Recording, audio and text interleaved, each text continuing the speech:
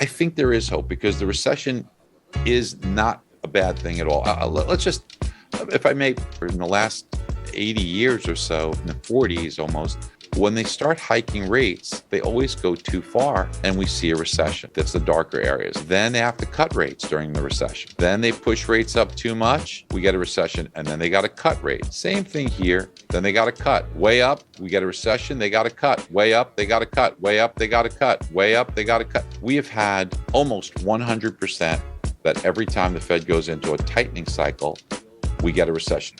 The Fed will put us into recession. They know they're going to. That's the only way they destroy demand, but they just can't tell us. And I've been saying this for a year and a half. I don't know how we're not in a recession.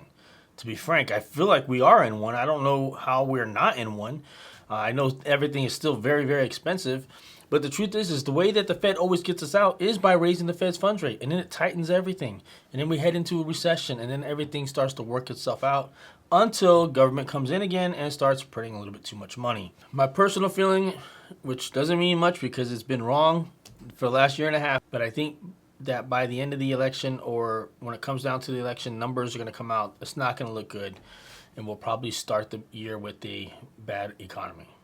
At least a bad economy on paper. For us, it's been a bad economy for the last couple of years.